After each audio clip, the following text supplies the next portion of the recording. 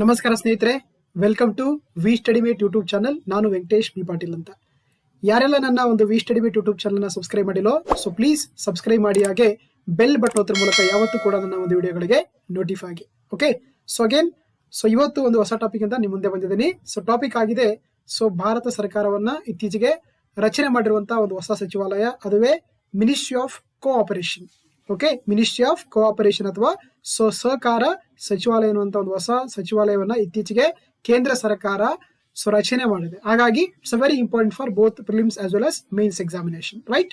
So once again welcome to V study mate. ನಾನು Venkatesh B Patil ಅಂತ. Let's start the class. So ಇತ್ತೀಚೆಗೆ ಕೇಂದ್ರ ಸರ್ಕಾರ ತನ್ನ ಏನು ಕ್ಯಾಬಿನೆಟ್ ಮಿನಿಸ್ಟರ್ ರೀಶಫಲ್ ಮಾಡಬೇಕಾದ್ರೆ ಒಂದು ಹೊಸ ಸಚಿವಾಲಯವನ್ನು ಕೂಡ ಸ್ಟಾರ್ಟ್ ಮಾಡಿದೆ, ಅದುವೇ ಸಹಕಾರ ಸಚಿವಾಲಯ ಅಥವಾ ಮಿನಿಸ್ಟ್ರಿ ಆಫ್ ದಿ ಕೋಆಪರೇಷನ್ ಕರೀತಾರೆ. ಓಕೆ, ಸೊ ಹಾಗಾದ್ರೆ ಏನಿದು ಮಿನಿಸ್ಟ್ರಿ ಆಫ್ ಕೋಆಪರೇಷನ್ ಅಥವಾ ಸಹಕಾರ ಸಚಿವಾಲಯ ಅಂದ್ರೆ ನಿಮ್ಗೆ ಡೌಟ್ ಬರುತ್ತೆ, ರೈಟ್? ನೋಡಿ, ನಮ್ಮ ಭಾರತ ದೇಶ ಇದೆಯಲ್ಲ, ಇದೊಂದು ಕೃಷಿ ಪ್ರಧಾನ ದೇಶ ಆಗಿದೆ, ಹೌದಾ? ಇಲ್ಲಿ ಏನಂದ್ರೆ ನಮಗೆ ಸಾಕಷ್ಟು ಒಂದು ಸಂಘ ಸಂಸ್ಥೆಗಳು ಕಂಡು ಬರ್ತವೆ.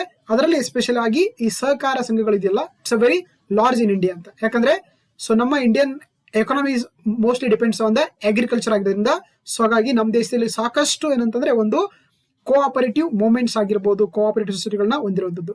ಸೊ ಆ ಕಾರಣಕ್ಕಾಗಿ ಅವುಗಳನ್ನ ಒಂದು ಬಲಪಡಿಸಲಿಕ್ಕೆ, ಅವುಗಳನ್ನ ಬೂಸ್ಟ್ ಅಪ್ ಮಾಡ್ಲಿಕ್ಕೆ, ಸ್ಟ್ರೆಂಥನಿಂಗ್ ಮಾಡ್ಲಿಕ್ಕೆ ರೀಸೆಂಟ್ ಆಗಿ ಸೆಂಟ್ರಲ್ ಗವರ್ಮೆಂಟ್ ಸ್ಟಾರ್ಟೆಡ್ ಅಥವಾ created new ministry that is called the ಸಹಕಾರ ಸಚಿವಾಲಯ ಅಥವಾ ministry of the cooperation.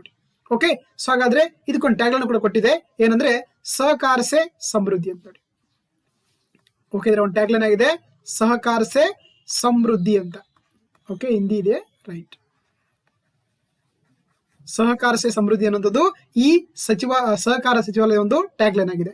So ಹಾಗಾದ್ರೆ ಏನ್ ಕೆಲಸ ಮಾಡುತ್ತೆಪ್ಪ ಈ ಮಿನಿಸ್ಟ್ರಿ ಅಂತಂದ್ರೆ ನೋಡಿ, ಸೊ ಈ ಸಚಿವಾಲಯ ಇದೆಯಲ್ಲ, ಸೊ ಸಹಕಾರ ಸಚಿವಾಲಯ ಏನಂದ್ರೆ ನಮ್ಮ ದೇಶದಲ್ಲಿ ಒಂದು ಈ ಕೋಆಪರೇಟಿವ್ ಮೂವ್ಮೆಂಟ್ ಅನ್ನ ಬೂಸ್ಟ್ ಅಪ್ ಮಾಡಿ ಅದಕ್ಕೆ ಆದಂತ ಒಂದು ಅಡ್ಮಿನಿಸ್ಟ್ರೇಟಿವ್ ಲೀಗಲ್ ಒಂದು ಫ್ರೇಮ್ ವರ್ಕ್ ಅನ್ನ ಒದಗಿಸಿಕೊಡುತ್ತೆ. ಅಂದ್ರೆ ಇದು ಪ್ರತ್ಯೇಕವಾದಂತ ಆಡಳಿತಾತ್ಮಕ, ಕಾನೂನಾತ್ಮಕ ಮತ್ತೆ ನೈತಿಕ ಚೌಕಟ್ಟನ್ನು ಒದಗಿಸಿಕೊಡುವಂತ ಕೆಲಸ ಮಾಡುತ್ತೆ ಅಂಡರ್ ದ ಸಹಕಾರ ಸಚಿವಾಲಯದಲ್ಲಿ. ಜೊತೆಗೆ ಇದೇನಂದ್ರೆ ತಳಮಟ್ಟವನ್ನು ತಲುಪುವಂತ ನಿಜವಾದ ಸಾರ್ವಜನಿಕ ಭಾಗವಹಿಸುವಿಕೆ ಆಧಾರಿತ ಚಳುವಳಿಯನ್ನ ಬಲಪಡಿಸಕ್ಕೆ ಅಂದ್ರೆ ಸಂಘ ಸಂಸ್ಕಾರಗಳಿಗೆ, ಸಹಕಾರಿ ಸಂಘಗಳಿಗೆ ಇದೊಂಥರ ಏನಂದ್ರೆ ಬ್ಯಾಕಪ್ ಆಗಿರುತ್ತೆ ನೋಡಿ. ಯಾಕಂದ್ರೆ ಈ ಸಹಕಾರ ಸಂಘಗಳ ಅಂದ ತಕ್ಷಣ ನಮಗೆ ಫಸ್ಟ್ ಬರೋದು ರೈತರು ಬರ್ತಾರೆ, ಸೊ ಆಮೇಲೆ ಮಿಡಲ್ ಕ್ಲಾಸ್ ಪೀಪಲ್ಸ್ ಬರ್ತಾರೆ. ಸೊ ಹಾಗಾಗಿ ಅಂದ್ರೆ ಎಸ್ಪೆಷಲಿ ಇದು ಗ್ರಾಸ್ ರೂಟ್ ಲೆವೆಲ್ ಅಲ್ಲಿ ಅಂದ್ರೆ ಒಂದು ಸಹಕಾರ ಚಳುವಳಿಯನ್ನ ಬೂಸ್ಟ್ ಅಪ್ ಮಾಡಕ್ಕೆ, ಸ್ಟ್ರೆಂಥನ್ ಮಾಡಕ್ಕೆ ಈ ಸಹಕಾರ ಸಚಿವಾಲಯ ಕಾರ್ಯ ಮಾಡುತ್ತೆ ಅಂತ ಹೇಳ್ಬೋದು. ಜೊತೆಗೆ ಇದೇನಂದ್ರೆ ನಾಟ್ ಓನ್ಲಿ ಕೋಆಪರೇಟಿವ್ ಮೂವ್ಮೆಂಟ್ಸ್ ಅಂತ, ಅಂದ್ರೆ ಅದ್ರ ಜೊತೆಗೆ ಅಂದ್ರೆ ಮಲ್ಟಿ ಸ್ಟೇಟ್ ಕೋಆಪರೇಟಿವ್ ಸೊಸೈಟೀಸ್ ಅಥವಾ ಬಹುರಾಜ್ಯ ಸಹಕಾರ ಸಂಘಗಳಿಗೆ ಕೂಡ ಅಂದ್ರೆ ಅವುಗಳ ಒಂದು ಅಭಿವೃದ್ಧಿ ಕೂಡ ಸಾಕಷ್ಟು ಒಂದು ಅನುವು ಮಾಡಿಕೊಡುವಂತ ಕೆಲಸ ಮಾಡುತ್ತೆ ಈ ಸಹಕಾರ ಸಚಿವಾಲಯ. ಓಕೆನಾ? ಸೊ ಹಾಗಾಗಿ ರೀಸೆಂಟ್ ಆಗಿ ಇದನ್ನ ಕ್ರಿಯೇಟ್ ಮಾಡಿದ್ದಾರೆ. ಇದರ ಮೊಟ್ಟ ಮೊದಲ ಸಹಕಾರ ಸಚಿವಾಲಯದ ಮೊಟ್ಟ ಮೊದಲ ಸಚಿವರಾಗಿ ನಮ್ಮ ದೇಶದ ಗೃಹ ಸಚಿವರಾಗಿರುವಂತಹ ಅಮಿತ್ ಶಾ ಅವರು first ministry of the cooperation ಆಗಿದ್ದಾರೆ. ಸೊ ಅದು ಕೂಡ ನಿಮಗೆ ಇಂಪಾರ್ಟೆಂಟ್ ಆಗುತ್ತೆ, ರೈಟ್? ಯಾ. ಸೊ ಹಾಗಾದ್ರೆ ಈ ಸಹಕಾರ ಸಂಸ್ಥೆಗಳು ಅಂದ್ರೆ ಏನು? What is the meaning of cooperative societies ಅಂತ ನೋಡಿ.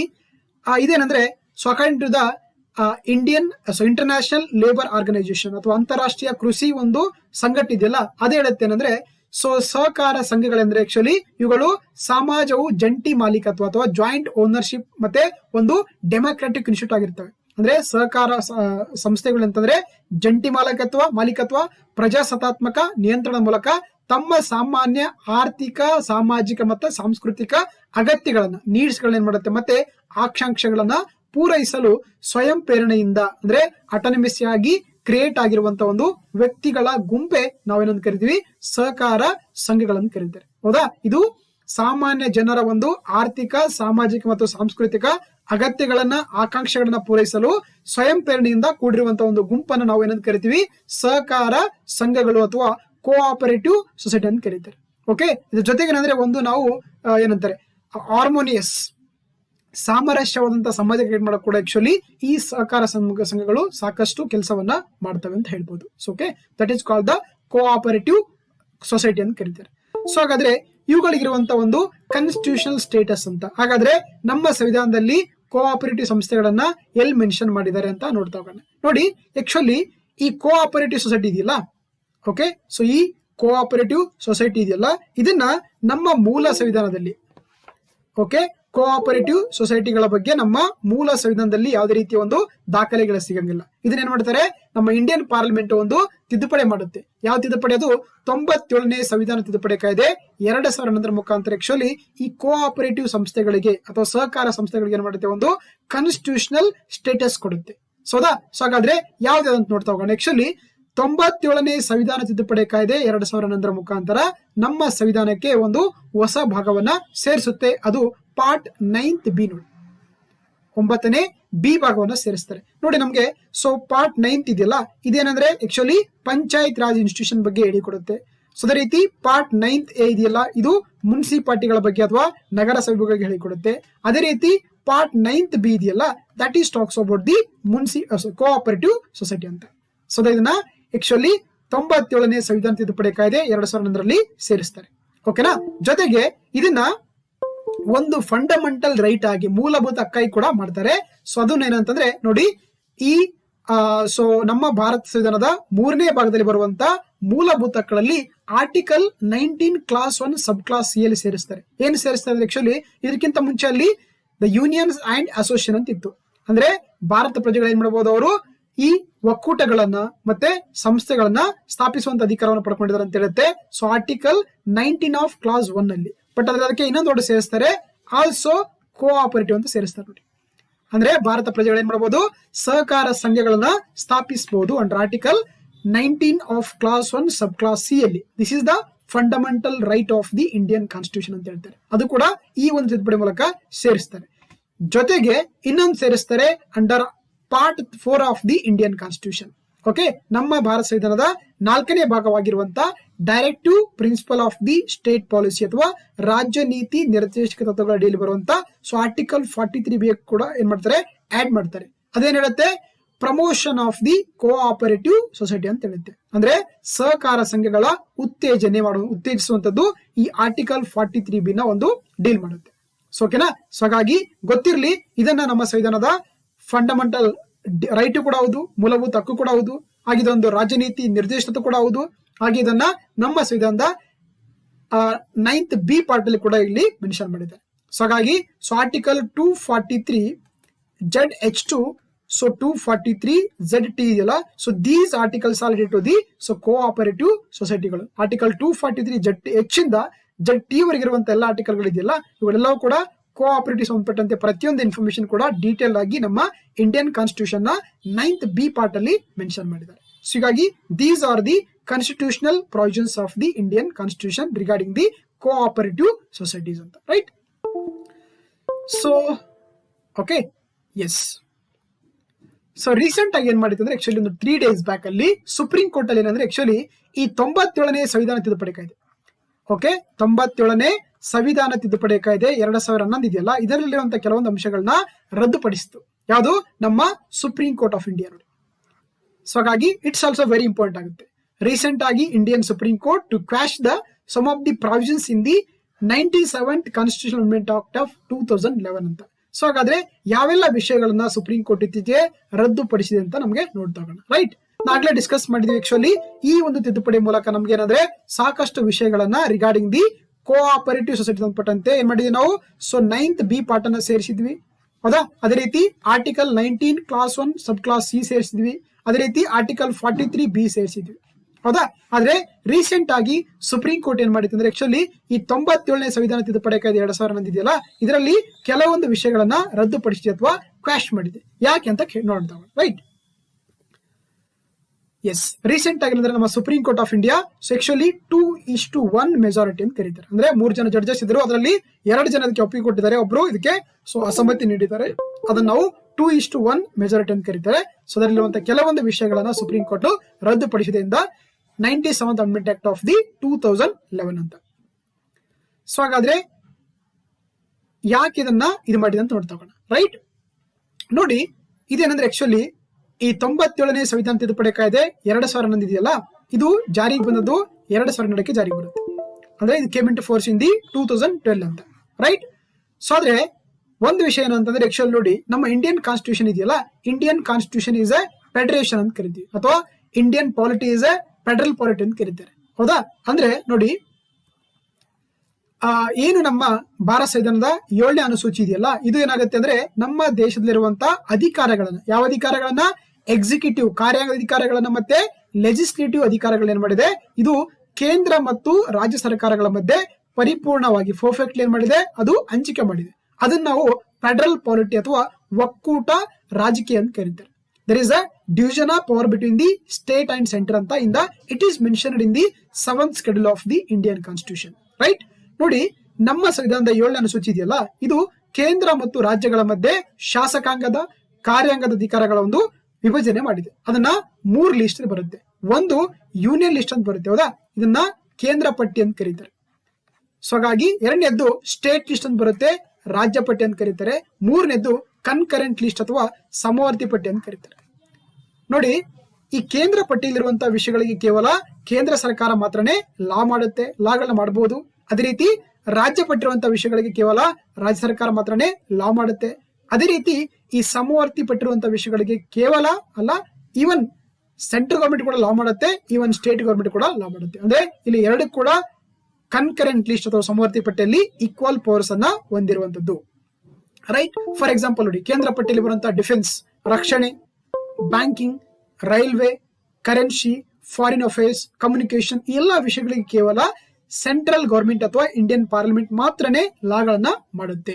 ಅದೇ ರೀತಿ ಸ್ಟೇಟ್ ಲಿಸ್ಟ್ ಬಂದಾಗ ಪೊಲೀಸ್ ಆಗಿರ್ಬೋದು, ಟ್ರೇಡ್ ಆಗಿರ್ಬೋದು, ಅಗ್ರಿಕಲ್ಚರ್ ಕೃಷಿ, ಆಮೇಲೆ ಇರಿಗೇಷನ್, ಹೌದಾ, ಸ್ಟಾಂಪ್ ಡ್ಯೂಟಿ, ಸ್ಟಾಂಪ್ಸ್ ಆಗಿರ್ಬೋದು, ಎಂಟರ್ಟೈನ್ಮೆಂಟ್ ಆಗಿರ್ಬೋದು, ಈ ಎಲ್ಲಾ ವಿಷಯಗಳಿಗೆ ಜೊತೆಗೆ ಇನ್ನೊಂದು ವಿಷಯ ಬರುತ್ತೆ, ಅದು cooperative society. Very very important. Okay, cooperative ಸೊಸೈಟಿಗಳಿದೆಯಲ್ಲ, it is also come under the state list ಅಂತ. ಅಂದ್ರೆ ಸಹಕಾರ ಸಂಘಗಳಿಗೆ ಸಂಬಂಧಪಟ್ಟಂತೆ ಯಾವುದೇ ಕಾನೂನುಗಳನ್ನ ಮಾಡುವಂತ ಅಧಿಕಾರ ಕೇವಲ ರಾಜ್ಯ ಸರ್ಕಾರ ಮಾತ್ರನೇ ಇದೆ, ಹೌದಾ. ಸೊ ಹಾಗಾಗಿ ಗೊತ್ತಿರ್ಬೇಕು ನಿಮ್ಗೆ. ಇನ್ನು ಕನ್ಕರೆಂಟ್ ಲಿಸ್ಟ್ ಅಂತ ಇದೆಯಲ್ಲ, ಸಮವರ್ತಿ ಪಟ್ಟಿ ಅಂತ ಕರೀತಾರೆ. ಇಲ್ಲಿ ನೋಡಿ, 2 ಇವನ್ ಸೆಂಟರ್ ಕೂಡ ಲಾ ಮಾಡಬಹುದು, ಸ್ಟೇಟ್ ಕೂಡ ಈ ವಿಷಯಗಳಿಗೆ ಲಾ ಮಾಡಬಹುದು. ಫಾರ್ ಎಕ್ಸಾಂಪಲ್ ಎಜುಕೇಶನ್, ಹೌದಾ, ರೀಸೆಂಟ್ ಆಗಿ ನ್ಯಾಷನಲ್ ಎಜುಕೇಶನ್ ಪಾಲಿಸಿ 2020 ಬಂತು. ಆಮೇಲೆ ಫಾರೆಸ್ಟ್ ರೈಟ್ಸ್ ಬರುತ್ತೆ, ಟ್ರೇಡ್ ಬಂತು, ಅಂದ್ರೆ ಟ್ರೇಡ್ ಇಂದ ಇದು ಬರುತ್ತೆ. ಆಮೇಲೆ ಮ್ಯಾರೇಜ್ ಆಗಿರ್ಬೋದು, ಆಮೇಲೆ ಅಡಾಪ್ಟೇಷನ್ ಆಗಿರ್ಬೋದು, successions, these are come under the in the concurrent list ಅಂತ ಕರೀತಾರೆ. ರೈಟ್? ಸೊ ಆದ್ರೆ ಯಾಕೆ ಸುಪ್ರೀಂ ಕೋರ್ಟ್ ಇತ್ತೀಚೆಗೆ ಈ 97th amendment act constitution amendment act of the 2011 ಇರುವಂತಹ ಕೆಲವೊಂದು ವಿಷಯಗಳನ್ನ ರದ್ದುಪಡಿಸಿದೆ ಅಂತಂದ್ರೆ, ಈ ಕೋಆಪರೇಟಿವ್ ಸೊಸೈಟಿ ಸಂಬಂಧಪಟ್ಟಂತೆ ಲಾ ಮಾಡುವಂತ ಅಧಿಕಾರ ಕೇವಲ ಸ್ಟೇಟ್ ಗವರ್ಮೆಂಟ್ ಇದೆ. ಸೊ ಹಾಗಾಗಿ ಇದರಲ್ಲಿ ಪಾರ್ಲಿಮೆಂಟ್ ಎಂಟರ್ ಆಗುವಂತ ಅವಶ್ಯಕತೆ ಇಲ್ಲ ಅಂತ ಏನ್ ಮಾಡಿದೆ. ಸೊ ಅದು 2013 ಬಂದಂತ. ಓಕೆ, 2013 ಸೊ ಏನು ಗುಜರಾತ್ ಹೈಕೋರ್ಟ್ ಜಡ್ಮೆಂಟ್ ಕೊಟ್ಟಿತ್ತು, ಸೊ ಅದನ್ನ ಅವಾಗ್ಲೇ ಅದು ಅನ್ಕಾನ್ಸ್ಟಿಟ್ಯೂಷನ್ ಅಂತ ಕೊಟ್ಟಿತ್ತು. ಅದನ್ನ ರೀಸೆಂಟ್ ಏನ್ ಮಾಡಿದೆ, ಎತ್ತಿ ಹಿಡಿದಿದೆ ನಮ್ಮ ಸುಪ್ರೀಂ ಕೋರ್ಟ್ ಆಫ್ ಇಂಡಿಯಾ ಅಂತ. ಓಕೆನಾ? ಹಾಗಾಗಿ ಸೊ ಇದು ನಮ್ಗೆ ಗೊತ್ತಾಗಬೇಕಾಗುತ್ತೆ. ರೈಟ್? ಯಾಕಂದ್ರೆ ಸೊ ಕೋಆಪರೇಟಿವ್ ಸೊಸೈಟಿಗಳಿದೆಯಲ್ಲ ಅಥವಾ ಸಹಕಾರ ಸಂಘಗಳಿದೆಯಲ್ಲ, ಇವುಗಳನ್ನ ನಮ್ಮ ರಾಜ್ಯ ಪಟ್ಟಿಯಲ್ಲಿ ಮೆನ್ಷನ್ ಮಾಡಿದ್ದಾರೆ. ಸೊ ಹಾಗಾಗಿ ಪಾರ್ಲಿಮೆಂಟ್ ಇದರಲ್ಲಿ ಇಂಟರ್ಫಿಯರ್ ಆಗಬಾರ್ದಂತ ಒಂದು ಕ್ವಶನ್ ಮಾಡಿದೆ. First point. ರೈಟ್? ಸೊ ಹಾಗಾಗಿ ನೋಡಿ, ರಾಜ್ಯ ಪಟ್ಟಿರುವಂತ ಸಹಕಾರ ಕ್ಷೇತ್ರದ ಸೊಸೈಟಿಗಳಿಗೆ ಸಂಬಂಧಿಸಿದಂತೆ ಕಾನೂನು ರೂಪಿಸಲಿಕ್ಕೆ ಆಕ್ಚುಲಿ ಸ್ಟೇಟಿಗೆ ಮಾತ್ರನೇ ಅವಕಾಶ ಇದೆ, ಅದರಲ್ಲಿ ಪಾರ್ಲಿಮೆಂಟ್ ಇಂಟರ್ಫಿಯರ್ ಆಗಬಾರ್ದು ಅಂತ ಫಸ್ಟ್ ವಿಷಯ ಹೇಳಿದೆ. ಓಕೆನಾ? ಜೊತೆಗೆ ನೋಡಿ, ಸಹಕಾರ ಸಂಘಗಳಿಗೆ ಸಂಬಂಧಿಸಿದಂತೆ ಕಾನೂನನ್ನು ಜಾರಿಗೆ ತರಲು ಕೇಂದ್ರ ಸರ್ಕಾರಕ್ಕೆ ಆಕ್ಚುಲಿ ತಿದ್ದುಪಡಿಗಳಂತಂದ್ರೆ ರಾಜ್ಯಗಳ ವಿಶೇಷ ಡೊಮೇನ್ಗಳ ನೇರ ಪ್ರವೇಶವನ್ನು ಅವಕಾಶ ನೀಡಿದೆ ಅಂತ. ಹೌದಾ? ಒಂದು ಆರ್ಟಿಕಲ್ ಏನ್ ಬರುತ್ತೆ ಅಂದ್ರೆ ನೋಡಿ, ಇಲ್ಲಿ ಆರ್ಟಿಕಲ್ ಬರುತ್ತೆ, ದಟ್ ಈಸ್ ಆರ್ಟಿಕಲ್ 242 ಬರುತ್ತೆ, ಸಾರಿ 252 ಬರುತ್ತೆ. ಓಕೆ, ಆರ್ಟಿಕಲ್ 252 ಏನ್ ಹೇಳುತ್ತೆ ಅಂದ್ರೆ, ಇಲ್ಲಿ the parliament of India to power amend the Indian Constitution, okay, amend the Constitution through the consent of the state legislature ಅಂತ ಕರೀತಾರೆ. ಅಂದ್ರೆ ಯಾವುದೇ ಒಂದು ರಾಜ್ಯ ಪಟ್ಟಿಯಲ್ಲಿರುವಂತಹ ವಿಷಯಗಳಿಗೆ ಪಾರ್ಲಿಮೆಂಟ್ ಲಾ ಮಾಡಬೇಕಾದ್ರೆ 2 ಅಥವಾ 2ಕ್ಕಿಂತ ಹೆಚ್ಚು ರಾಜ್ಯಗಳು ಬಂದು ಕೇಂದ್ರದ ಹತ್ರ ರಿಕ್ವೆಸ್ಟ್ ಮಾಡ್ಕೋಬೇಕು ಅಂಡರ್ ಆರ್ಟಿಕಲ್ 252 ಪ್ರಕಾರ. ಸೊ ಅವಾಗ ಏನಂದ್ರೆ, parliament of India can make loss in the state list only those States not for the other States ಅಂತ.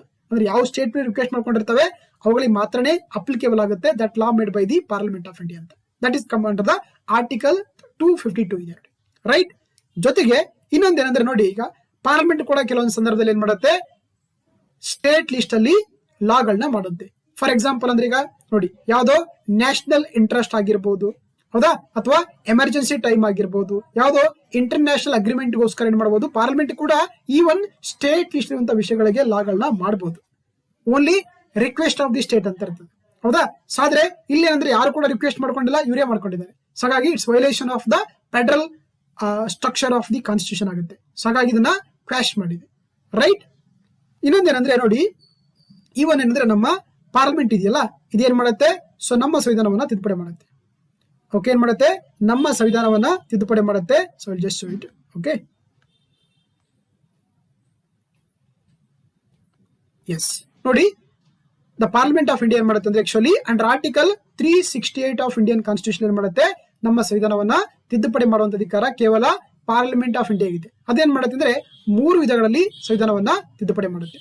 ಒಂದು ಸಿಂಪಲ್ ಮೆಜಾರಿಟಿ ಅಂದ್ರೆ ಸರಳ ಬಹುಮತ, ಎರಡನೇದ್ದು ಸ್ಪೆಷಲ್ ಮೆಜಾರಿಟಿ ವಿಶೇಷ ಬಹುಮತ, ಮೂರನೇದ್ದು special majority with of the states ratification ಕರೀತಾರೆ. ಹೌದಾ? ಅಂದ್ರೆ ನೋಡಿ, ಸೊ ಆರ್ಟಿಕಲ್ 368 ಇದೆಯಲ್ಲ, ಇಲ್ಲಿ ಕೇವಲ 2 ಮಾತ್ರನೇ ಅಪ್ಲಿಕೇಬಲ್ ಆಗ್ತವೆ. ಅಂದ್ರೆ ಸರಳ ಬಹುಮತಕ್ಕೆ ನಾವು ಆರ್ಟಿಕಲ್ 368 ಅನ್ನ ಮೆನ್ಷನ್ ಮಾಡಂಗಿಲ್ಲ, ಅಂದ್ರೆ ಅವುಗಳನ್ನ ಅವಶ್ಯಕತೆ ಇಲ್ಲ. ಓನ್ಲಿ ನಾವು ಸ್ಪೆಷಲ್ ಮೆಜಾರಿಟಿ ಅಂದ್ರೆ ವಿಶೇಷ ಬಹುಮತ ಜೊತೆಗೆ ವಿಶೇಷ ಬಹುಮತ ಜೊತೆಗೆ ಅರ್ಧದಷ್ಟು ರಾಜ್ಯಗಳ ಒಪ್ಪಿಗೆ ಇದೆಯಲ್ಲ, ಅಲ್ಲಿ ಮಾತ್ರ ನಾವೇನ್ ಮಾಡ್ತೀವಿ? ಆರ್ಟಿಕಲ್ 368 ಅನ್ನ ಬಳಕೆ ಮಾಡ್ತೀವಿ. ಸೊ ಹಾಗಾಗಿ ನಾವು ನಮ್ಮ ಸಂವಿಧಾನ ತಿದ್ದುಪಡಿ ಮಾಡುವಂತ ವಿಧಾನವನ್ನ ಸೌತ್ ಆಫ್ರಿಕನ್ ಕಾನ್ಸ್ಟಿಟ್ಯೂಷನ್ ಇಂದ ಬಾರೋ ಮಾಡ್ಕೊಂಡಿದೆ. ಹೌದಾ? ನೋಡಿ, ಈಗ ನಮ್ಗೆ ಇಲ್ಲಿ ಥರ್ಡ್ ಮೆನ್ಷನ್ ಮಾಡಿದ್ದಾರೆ, ಏನಂದ್ರೆ special majority with of the states ratification ಅಂತ ಕರೀತಾರೆ. ಅಂದ್ರೆ ವಿಶೇಷ ಬಹುಮತ ಜೊತೆಗೆ. ಓಕೆ, ಅಂದ್ರೆ ವಿಶೇಷ ಬಹುಮತ ಜೊತೆಗೆ ಅರ್ಧಕ್ಕಿಂತ ಹೆಚ್ಚು ರಾಜ್ಯಗಳಲ್ಲಿ ಒಪ್ಪಿಗೆ ಬೇಕಾಗುತ್ತೆ. ಓಕೆನಾ? ಸೊ ಹಾಗಾದ್ರೆ ಇಲ್ಲಿ ಬರುವಂತ ವಿಷಯಗಳಾದಂತ ನೀವು ಕ್ವಶನ್ ಕೇಳ್ಬೋದು. ನೋಡಿ, ಯಾವ ವಿಷಯಗಳು ಫೆಡರಲ್ ಪಾಲಿಟಿಕ್ಸ್ ಅಥವಾ ಫೆಡರಲ್ ಕಾನ್ಸ್ಟಿಟ್ಯೂಷನ್ ಹೊಂದಿರ್ತವೋ. ಫಾರ್ ಎಕ್ಸಾಂಪಲ್ GST ತಗೊಂಡು, GST ಗೊತ್ತಲ್ಲ, ಇದು it is applicable to the all over India. Right. So ಹಾಗಾಗಿ GST ಇಸ್ ಎ ಫೆಡರಲ್ ಒಂದು ಲಾ ಅಂತ ಕರಿಬಹುದು. ಅದೇ ರೀತಿ ಸುಪ್ರೀಂ ಕೋರ್ಟ್ ಅಲ್ಲಿ ಏನಾದ್ರು ಕೂಡ ಚೇಂಜಸ್ ಮಾಡಬೇಕಾದ್ರೆ, ಜುಡಿಷಿಯಲ್ ಚೇಂಜ್ ಮಾಡಬೇಕಾದ್ರೆ ಕೂಡ ನಮಗೆ ಅದು ಕೂಡ ಫೆಡರಲ್ ಆಗಿರುತ್ತೆ. Okay, even amendment of the constitution ಕೂಡ ಆಗಿರುತ್ತೆ. ಸೊ ಹಾಗಾಗಿ ಅಂತ ವಿಷಯ, ಅದೇ ರೀತಿ ಕೋಆಪರೇಟಿವ್ ಸೊಸೈಟಿ ಕೂಡ ಆಗಿದೆಯಲ್ಲ, this is also A federal issue ಆಗಿದೆ. ಸೊ ಹಾಗಾಗಿ ಏನು ನೀವು 97ನೇ ಸಂವಿಧಾನ ತಿದ್ದುಪಡಿ ಕಾಯ್ದೆ 2011 ಇದೆಯಲ್ಲ, ಇದನ್ನ ನೀವೇನ್ ಮಾಡಿದ್ರಿ ಅಂದ್ರೆ ಓನ್ಲಿ ಸ್ಪೆಷಲ್ ಮೆಜಾರಿಟಿ ಮುಖಾಂತರ ಪಾಸ್ ಮಾಡಿದಿರಿ. ಸೊ ಹಾಗಾಗಿ it is made through the special majority with of the states ratification ಆದ್ರೆ ಈಗ ಏನಾಗ್ತಿತ್ತು? ಅದು ಕಾನ್ಸ್ಟಿಟ್ಯೂಷನ್ ಆಗ್ತಾ ಇತ್ತು. But you have made through the only special majority ಆಗಿದೆ. ಸೊ ಆ ಕಾರಣಕ್ಕಾಗಿ ಇದನ್ನ ಸ್ಕ್ವಾಶ್ ಮಾಡ್ತೀವಿ ಅಂತ ಸುಪ್ರೀಂ ಕೋರ್ಟ್ ಹೇಳಿದೆ. ಓಕೆನಾ? ಎಸ್.